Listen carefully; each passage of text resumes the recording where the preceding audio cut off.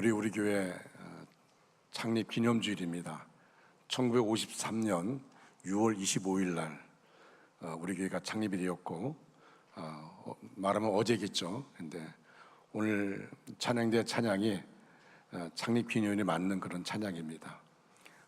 세상은 절망을 얘기하고 많은 어려움들을 얘기하지만 우리가 정말 아무리 파도가 친다 할지라도 닻을 내리는, 그래서 하나님께서 우리 교회를 통해 다시 한번 새롭게 시작하는 그런 역사가 있기를 간절히 소원합니다. 할렐루야. 하나님의 그 놀라우신 은혜와 사랑과 축복이 여러분 모두와 이 시간 또 영상으로 예배드리는 모든 가정 위에 충만하게 임하기를 주님의 이름으로 축원합니다. 다 같이 따라하시기 바랍니다. 믿음으로 아멘합시다. 소망으로 칭찬합시다. 사랑으로 인사합시다. 서로 인사하겠습니다. 성도님, 우리 교회 보배입니다. 성도님 때문에 우리 교회는 행복합니다. 성도님 때문에 우리 교회 행복합니다. 같이 우리 축복하겠습니다. 성도의 모습 속에 보이는 하나님 형상 아름다워라. 성도의 모습 속에 보이는 하나님 형상 아름다워라. 형상 아름다워라. 존귀한 주의 자녀 됐으니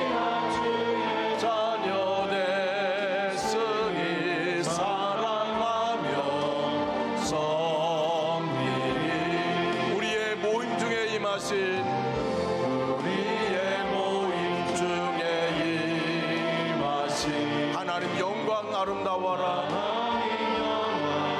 아름다워라. 존귀한 왕이 여기 계시니 왕이 여기 계시니 사랑하며 섬기리. 할렐루야. 원주중앙교회 초기를 많은 분들이 말씀할 때 어떤 얘기를 하냐면 기도가 있는 교회다. 밤에 밤새도록 기도하는 분들이 교회에 있었습니다. 기도로 교회를 정말 아끼면서 교회를 지켜가는 분들이 있었습니다. 그런 분들이 있기에 원주중앙교회 여기까지 오게 된 줄로 믿습니다. 다시금 우리 교회가 기도가 뜨거운 그런 교회가 되기를 간절히 소원합니다. 기도 외에는 이런 능력이 나갈 수 없다고 했습니다. 우리가 원중학교의 초창기의 모습처럼 우리는 뭐 늘 초대교회로 돌아가자 그렇게 말하는데, 처음에 세워질 때 1953년 참 민족적으로 어려울 때죠. 그것도 6.25 때 교회가 세워졌고, 그리고 여기까지 오게 되었습니다. 하나님 축복하셔서 하나님께 우리에게 부흥을 허락해 주셨습니다. 이제 우리가 코로나19도 잠잠해지고 다시금 힘을 얻어야 될 줄로 믿습니다.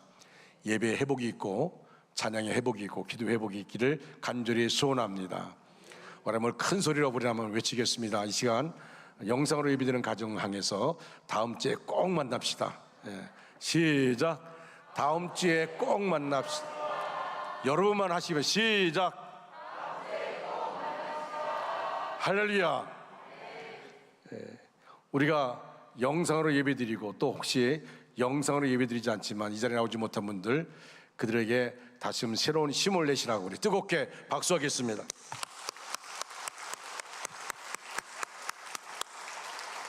시편 105편은 이스라엘 초기 역사에 있어서 그 민족을 위하여 행하신 하나님의 놀라운 일들을 주제로 다루고 있어서 흔히 역사시라 그렇게 말하기도 합니다. 그래서 이스라엘 민족 역사의 여명기에 그 민족을 위해 행하신 여호와의 능력 있는 역사를 진술하고 있습니다. 오늘 본문 11절에 보니까 이르시기를 내가 가나안 땅을 네게 주어 너희에게 할당된 소유가 되게 하리라 그렇게 말씀하고 있습니다. 갈대아 우르에서 아브람을 부르신 하나님께서 그와 언약을 맺었습니다.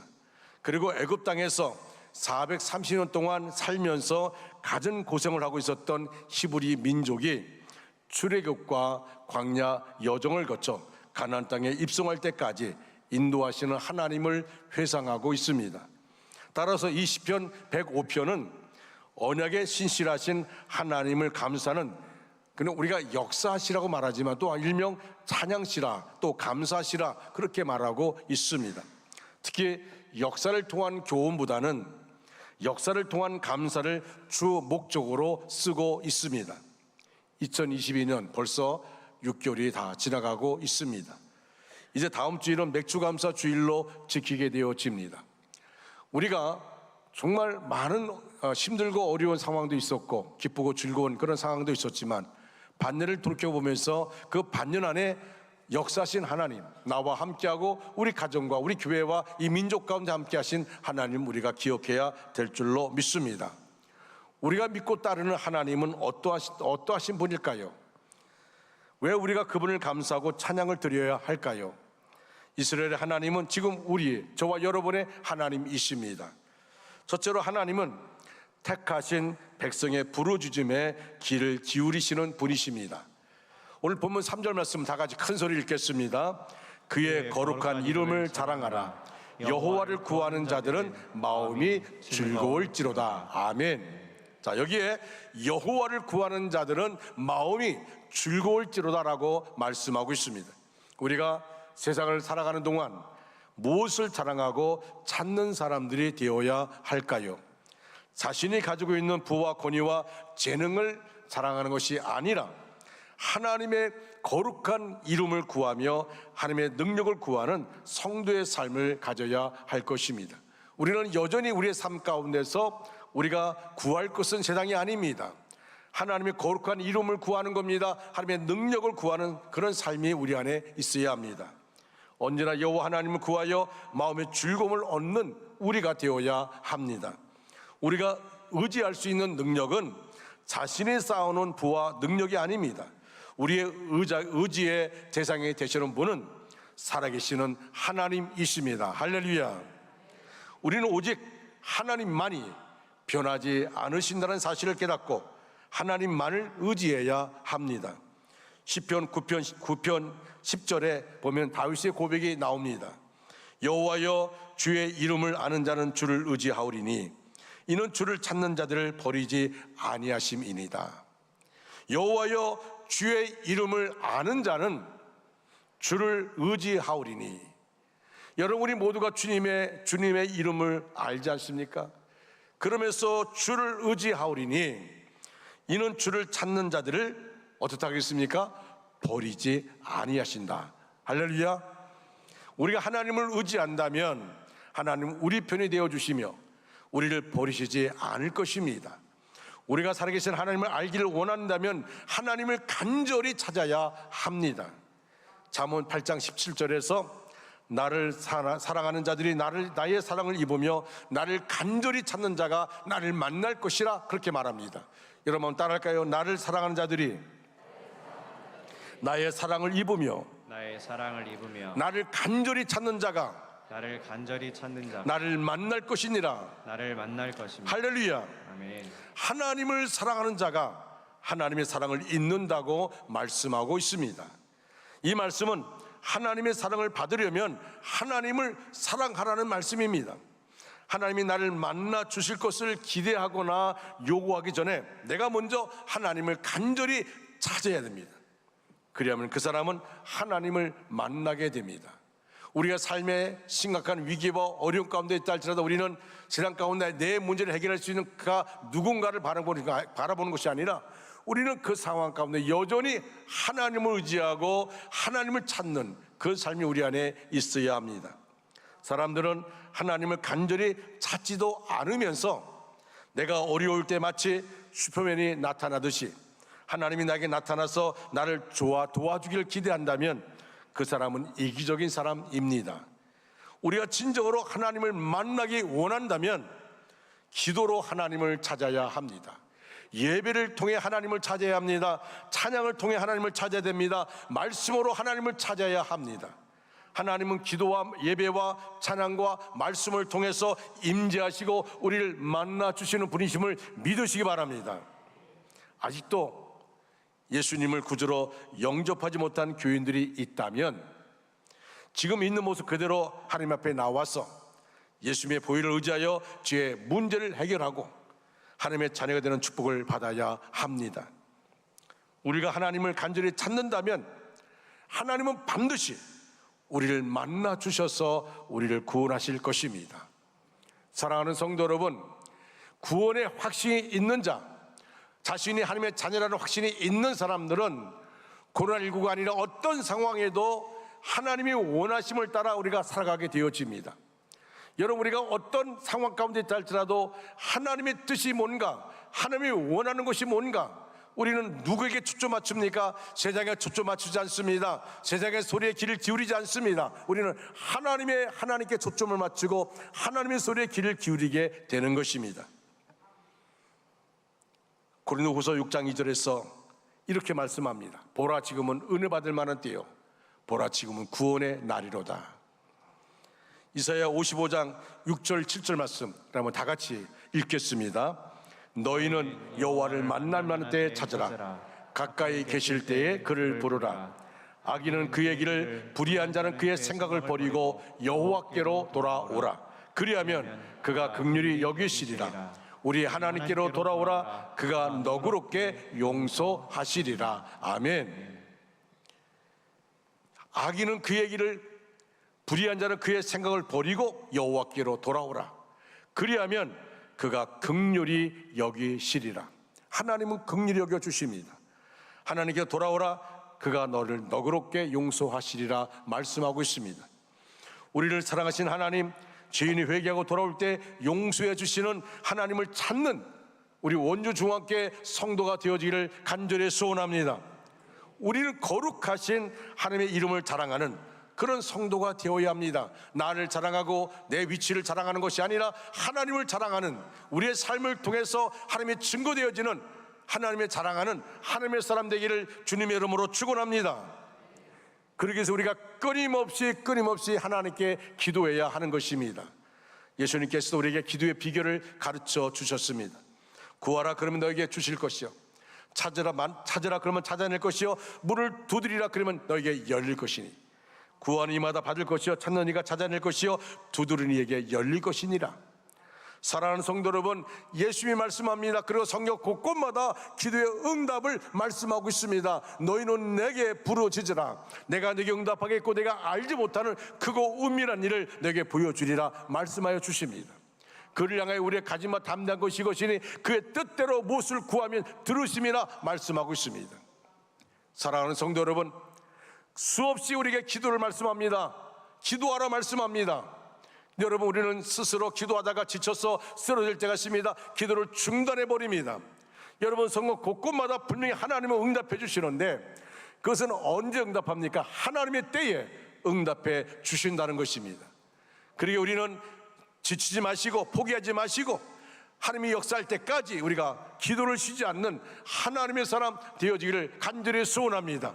기도음을 통하여 우리가 응답받은 것을 간증할 수 있는 우리 모두가 되어지기를 주님의 이름으로 축원합니다. 오늘 4절에 이렇게 말합니다. 여호와와 그의 능력을 구할지어다. 그의 얼굴을 항상 구할지어다. 여호와와 그의 능력을 구할지어다. 그의 얼굴을 구할지어다 이렇게 말하지 않습니다. 항상 구할지어다. 거룩하신 하나님의 이름을 언제나 자랑하며 하나님을 날마다 찾기를 힘쓰는 저와 여러분 되시기를 주님의 이름으로 축원합니다. 두 번째로, 하나님은 당신의 언약에 기초하여 당신의 백성을 보호하시는 분이십니다. 언약은 관계에서 비롯됩니다. 하나님은 언약을 통해 자기 백성에 대한 의지와 결단과 헌신과 보호를 약속하셨습니다. 하나님은 아브라함에게 가나안 땅을 기업으로 주겠다고 약속하셨습니다. 이 언약은 아브라함과 하신 약속이지만 그의 아들 이삭과 야곱 그리고 이후 세대를 통해 현재까지 이어져 내려오는 영원한 언약입니다. 여러분, 성경에 언약이 두 가지가 있습니다. 하나님께서 아브라함을 통해 주신 언약이 있고 시내산 언약이 있습니다.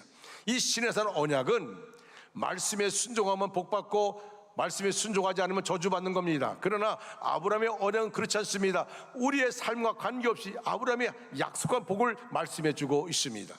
여러분, 그래서 이스라엘 백성의 광야길 가운데서 얼마나 하나님을 원망 불평하는지 하나님께서 내가 모세에게 이 백성을 다 멸하고 모세 너를 통해 새로운 민족을 이루겠다고 말씀할 때 그때 모세가 말합니다. 하나님 나도 지쳤습니다. 하나님 말씀을 하십시오. 이렇게 말하지 않습니다. 뭐라 얘기합니까? 하나님 이 백성은 택한 백성입니다. 하나님의 자녀 아닙니까? 이들이 원망 불평하지만 하나님의 자녀 아닙니까? 만약 이 백성을 이 광야 길가도 멸해버리면 많은 사람이 뭐라 얘기하겠습니까? 애굽에서 광야고 와서 멸살시키려고 이곳까지 이끌어 왔다고 말하지 않겠습니까? 그러면서 여러분 모세가 한 말이 뭡니까? 그때 모세가 한 기도가 뭡니까? 아브라함의 하나님, 이삭의 하나님, 야곱의 하나님 여호와여라고 말합니다. 이것은 뭘 얘기합니까? 언약의 하나님, 그런 말입니다. 이 백성이 원망 불평하고 정말 하나님 보실 때 다 멸절할 수밖에 없는 그런 백성이지만 하나님이 아브라함 때 약속하지 않았습니까? 아브라함의 언약의 하나님, 이삭의 언약의 하나님, 야곱의 언약의 하나님. 그래서 모세가 기도할 때 아브라함의 하나님, 이삭의 하나님, 야곱의 하나님 여호와여라고 말합니다. 그때 하나님은 그 말씀을 듣고 그 언약을 기억하시면서 다시금 그 백성에게 기회를 주는 것을 보게 되어집니다. 여러분, 하나님, 그 하나님, 아브라함과 이삭과 야곱의 하나님 여호와는 지금 저와 여러분의 하나님이신 것을 믿으시면 아멘 하시기 바랍니다. 바로 나의 하나님입니다. 우리의 하나님이십니다. 하나님 이방 민족들과 열 왕으로부터 택한 백성을 적극적으로 보호하시고 구원하셨습니다. 하나님은 그들이 객이 되었을 때나 여기서 흩어져 방랑할 때도 항상 동행했습니다. 성도들도 하나님에 대한 자신의 의지와 결단과 헌신과 순종을 약속해야 합니다. 어디에 있든지 어떠한 일을 하든지 하나님이 행하신 일과 기적, 그리고 그분의 심판을 기억하고 그분의 언약 가운데 머물러야 합니다. 이스라엘이 유랑 백성과 압제받는 민족에서 마침내 가나안 땅에서 나라를 일으키고 번성할 수 있었던 것은 그들의 타고난 민족성 때문이 아니었습니다. 그들이 수많은 역사의 고비고비를 건너와서 끝내 영광스러운 복지 가나안에서 영광스러운 나라를 건설할 수 있었던 것은 순전히 그들에게 약속하신 말을 온전히 이루시는 하나님의 신실하심 때문에 가능했습니다. 하나님은 그들에게 분명히 말씀합니다. 신명기 9장 5절에 이렇게 말씀합니다. 너희가 그 땅을 차지하게 되는 것은 너희가 의로워서도 아니고 너희가 정직해서도 아니다. 오직 이 민족들의 사악함 때문에 너희 하나님 여호와께서 너희 앞에서 그들을 쫓아내시는 것이며, 그러면서 주여 말씀합니다.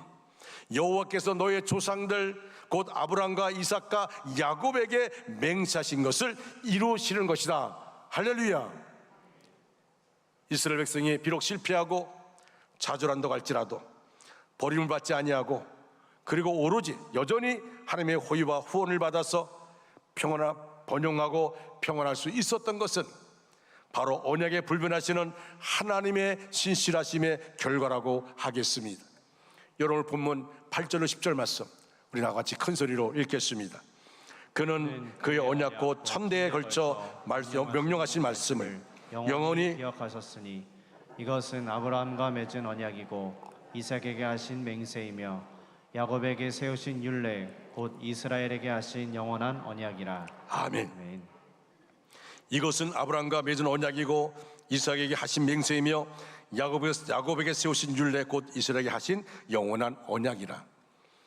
여러분, 그렇지만 하나님의 언약의 백성이 된다는 것은 이 땅에서 안주하며 이 세상의 복을 무한히 누리는 자가 된다는 뜻이 아닙니다. 오히려 이 땅에서는 객이요 나그네로 살아가게 된다는 의미를 내포하고 있습니다.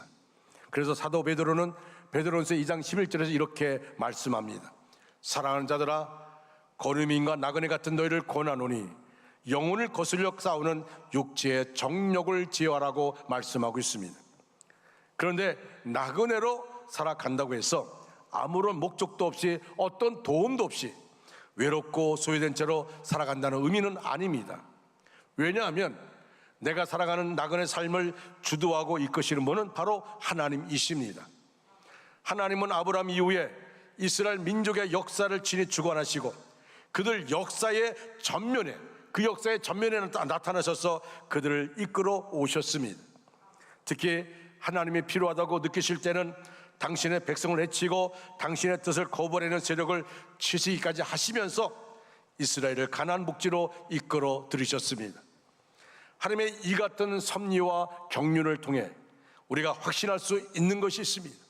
하나님의 이 같은 섭리와 경륜을 통해 우리가 확신할 수 있는 것은 우리의 삶의 주도권이 나에게 있지 않다는 점입니다. 오직 나를 택하여 당신의 백성을 삼으신 하나님께 있습니다.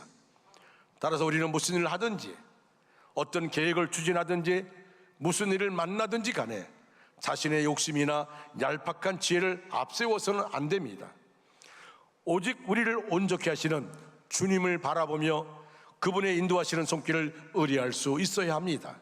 이것이 참 믿음이고 이것이 바로 바른 신앙입니다. 세 번째로, 그러므로 우리는 하나님께 감사하며 늘 찬양하는 삶을 살아야 합니다. 우리는 거룩하신 하나님 앞에서 어떠한 태도로 살아가야 할까요? 우리가 예수님을 믿고 신앙생활을 하면서 겪게 되는 다양한 환경 가운데서 우리는 자나깨나 항상 하나님께 감사해야 합니다. 우리의 모든 상황을 아시며 우리의 필요를 아시는 하나님께 언제 어디서나 감사해야 합니다. 여러분 1절에서 이렇게 고백합니다. 여호와께 감사하고 그의 이름을 불러 아리며 그가 하는 일을 만민 중에 알게 할지어다라고 고백하고 있습니다. 신앙 고백은 구호가 아닙니다. 삶입니다. 우리는 삶을 통해서 많은 사람이 살아계신 하나님을 알 수 있도록 범사에 감사하는 기도를 해야 합니다. 신앙의 자유를 찾아 메이플라워를 타고 미국에 도착한 청교도들, 얼마 지나지 않아서 그들 중 반 이상이 굶어 죽거나 병들어 죽었습니다. 게다가 남아있는 사람들마저 해마다 겹치는 흉년으로 고통을 당했습니다.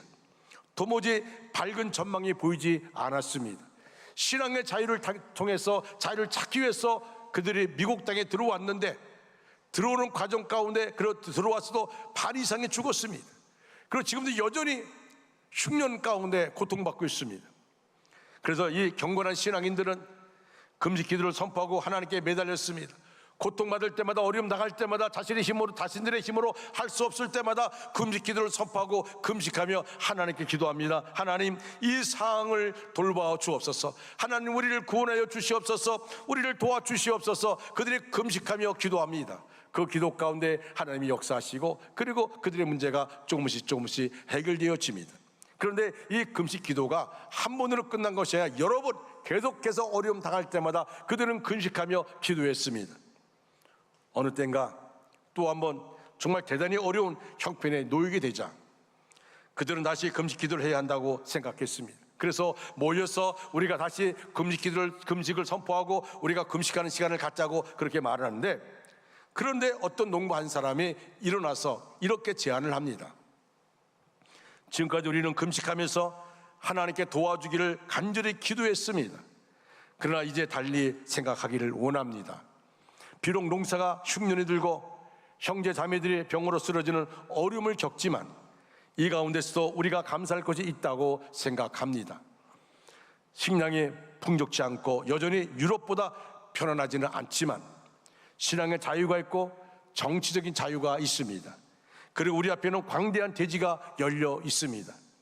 이것을 가지고 우리가 금식 기도하는, 금식 주간을 선포하고 금식 기도하는 대신에 감사 기간을 정하고 하나님께 감사를 드리는 것이 어떻겠습니까? 라고 말했습니다. 이 농부의 그 말은 참석한 사람들에게 깊은 감화를 주었습니다. 그래서 금식 기도 주간을 선포하는 대신에 감사 주간을 선포하고 하나님 앞에 감사한 것이 바로 추수감사주일의 시작이라고 말하고 있습니다. 그들은 그 기간 동안에 우리에게 역사하신 하나님을 감사하는 그런 시간을 가졌습니다. 감사하는 것을 찾기 시작하고 그것을 통해서 감사하기 시작했습니다. 그럼을 통해서 하나님이 그들에게 놀랍게 축복하여 주셨습니다. 우리가 생활 속에서 풍성한 열매를 거두지 못하고 오히려 흉년이라는 극한 어려움의 상황에 놓이게 되었다면 과연 하나님께 감사할 수 있을까요? 극한의 상황 속에 놓였을 때 기도와 금식은 하기 쉽지만 감사를 드리기는 참으로 힘든 것입니다. 하지만 우리는 하나님 향한 믿음과 하나님이 주실 소망을 결코 포기해서는 안 됩니다. 우리는 하나님이 주신 우리의 입술을 통해서 우리가 어떤 말을 하고 있습니까? 지나온 반년 동안 우리의 삶을 돌아보시기 바랍니다. 우리가 우리의 입을 열어서 한 말들이 주로 어떤 내용들입니까? 좋은 말, 사랑하는 말, 감사하는 말, 용서하는 말, 행복한 말을 하고 있습니까? 아니면 나쁜 말, 미워하는 말, 불평하는 말, 오해라는 말, 불행한 말을 하고 있습니까? 여러분, 이 시간에 우리 자신을 한번 돌아보시기를 바랍니다. 우리는 우리의 삶에 관여하셔서 지금도 역사하시는 좋으신 하나님께 입술을 열어 찬양해야 합니다. 오늘 본문 2절에서 그에게 노래하며 그를 찬양하며 그의 모든 귀한 일들을 말할지어다 권면하고 있습니다. 여기서 찬양하며, 이 말은 히브리어로 잠누라는 말인데 악기의 현을 만지며 연주하는 것을 뜻합니다. 이는 모든 악기와 노래를 동원하여 최상의 찬양을 드리는 것을 의미합니다. 우리는 생활 가운데서 하나님을 높이며 찬양하되 최상의 찬양을 올려야 합니다. 1618년에서 1648년에 걸쳐서 유럽에 30년 전쟁이 있었습니다. 이 전쟁에서 유럽을 막심한 흉년의 피해와 기근과 패스트로 물들게 했습니다. 그때 독일의 한 지방교회에 마르틴이라는 목사님이 계셨습니다. 당시에 독일에 죽는 사람들이 많아서 극도로 비참했습니다. 그래서 마르틴 목사님이 하는 일이 뭐냐면 매일 하루에 적어도 40번, 50번의 장례식을 치는 것이었습니다. 40번, 50번의 장례식. 그 장례식을 치르면 또 장례식 치르고 장례식을 또 치르고, 이걸 하루에 40번, 50번씩 한 것입니다. 그런데 마르틴 목사님은 이렇게 말할 수 없이 어려운 시기를 살아야 했음에도 불구하고 여전히 감사의 고백으로 시작되는 찬송가를 만들었습니다. 마르틴 목사의 감사 찬송은 찬송가가 만들어지기 시작하던 초기 찬송가들 가운데서 가장 뛰어나다고 널리 인정받고 있습니다. 극한 상황 가운데서 하나님께 찬송하는 것입니다. 2019년 12월에 발생한 코로나19 전염병으로 우리나라를 위시한 전 세계가 몸살을 앓았습니다.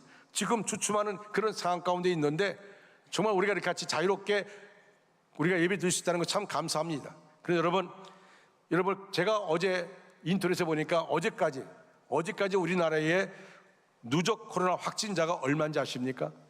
1831만 9773명입니다. 대단하죠? 거의 2천만 명이 누적 확진자로 그렇게 고생했다는 것이죠. 그리고 누적 사망자는 24,516명입니다. 여러분, 이게 독일 교회가 하루에 40명, 50명 장례식을 치렀지만 우리 한국도 먼 옛날 얘기가 아닙니다. 얼마 전까지만 해도 코로나 확진으로 죽어가는 사람이 너무 많았어. 화장할 수가 없어서 어떤 사람들은 3일장으로, 어떤 5일장, 7일장 하는 사람도 있습니다.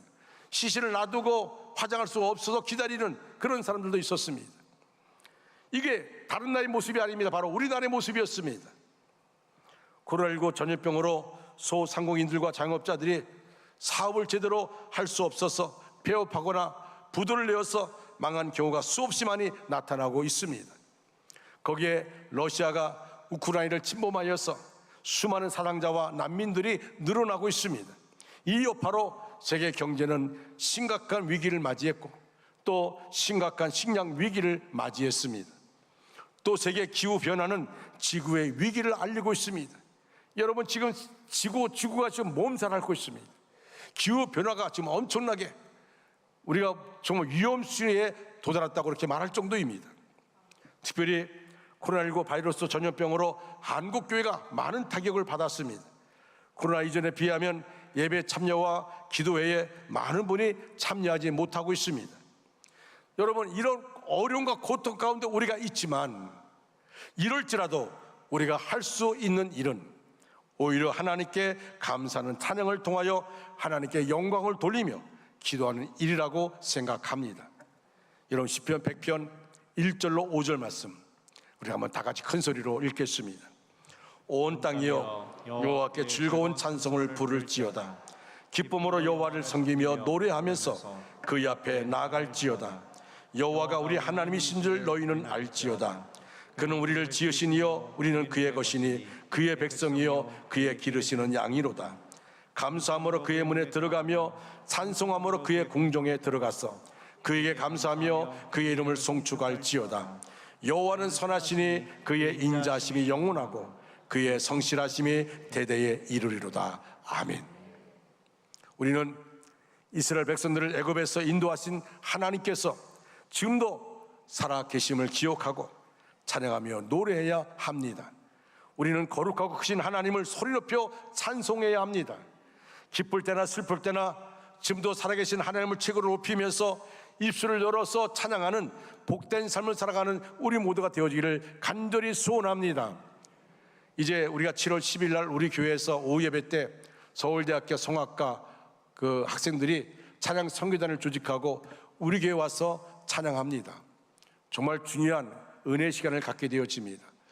지난번에 화요일 날 임원진이 우리 교회를 방문했는데 그때 같이 얘기하면서 참 얼마나 겸손한지 또 얼마나 은혜를 사모한지를 제가 알게 되었습니다. 그리고 더 기대가 부풀어지는 그런 마음을 갖게 되었습니다.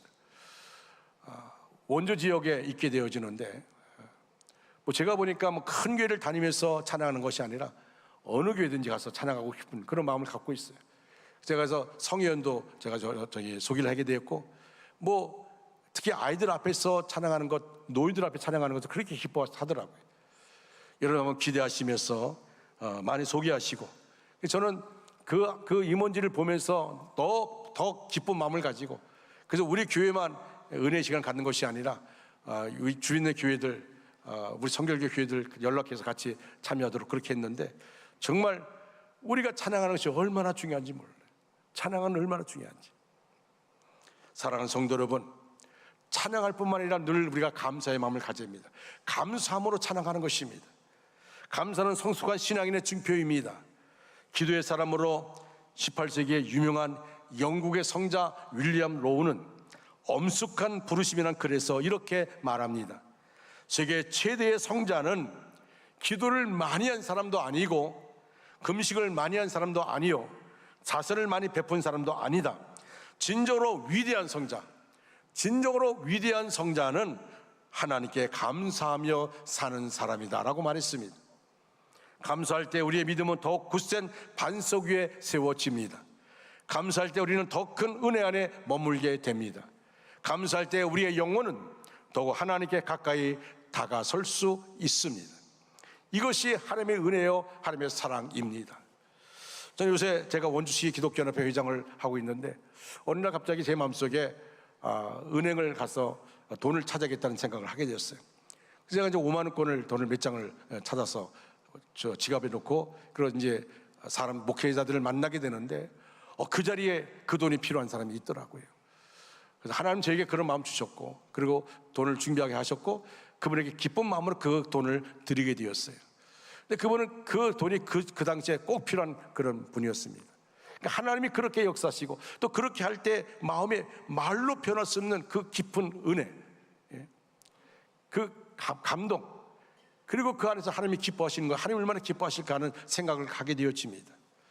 저는 지난 심야 기도, 금요 영적 대각성 기도를 마치고 그 기도 시간에 은혜를 받고 그리고 기도한 다음에 목양실 가서 이제 오늘 주일 설교를 다시금 보게 됐는데 갑자기 하나님이 저에게 말씀을 주시는 거예요. 그래서 그 말씀을 제가 성경을 펴고 그 말씀을 봤습니다. 바로 골로새서 3장 15절로 17절 말씀입니다. 사도 바울이 골로새 교인들에게 권면하는 그런 말씀입니다. 근데 그 말씀을 저에게 주셔서 그 말씀을 펼치고 그 말씀 한 제가 10번을 읽은 것 같아요. 이 말씀 내가 하나님이 나에게 이 말씀을 주셔서 이 말씀을 펼쳐서 보게 읽게 만들었는가. 그런데 그 말씀을 읽으면서 계속 10번을 읽는 가운데 어떤 마음이 들었냐면 하나님이 이 말씀이 우리 교회에 필요해서 주신 말씀이구나. 교회 창립 기념주의를 통해서 오늘 우리 원주 중앙교회 주신 말씀이구나 라는 깊은 그런 확신을 갖게 되었습니다. 그래서 이 말씀을 같이 우리 성도들과 함께 정말 큰 소리로 이 말씀을 읽기를 원합니다. 이것은 우리 교회와 저와 여러분 우리 한 사람 한 사람이 주신 하나님의 말씀입니다. 같이 읽겠습니다. 시작.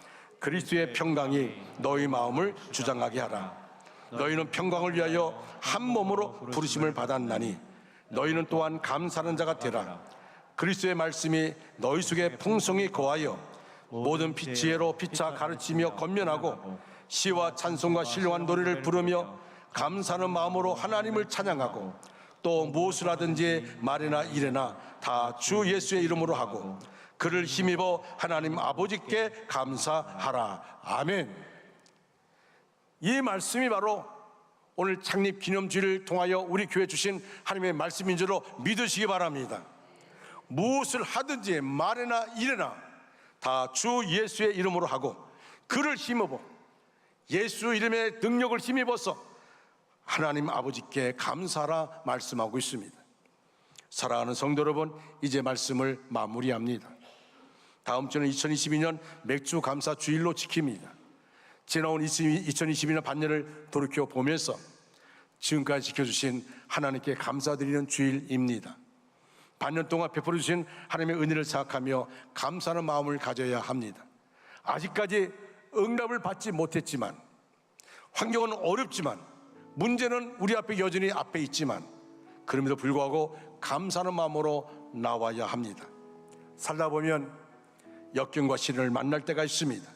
그러나 역경만 바라보지 말고 역경 가운데서 하나님을 바라보며 감사하시기 바랍니다. 감사하는 마음이 은혜를 알게 합니다. 감사하는 마음이 기적을 보게 합니다. 감사하는 마음이 구원의 축복을 얻게 합니다. 부디 감사하는 마음으로 풍족한 삶을 누리는 우리 복된 성도 되어지기를 주님의 이름으로 축원합니다. 다 같이 일어나셔서 찬양하겠습니다. 이 찬양은 고백의 찬양입니다.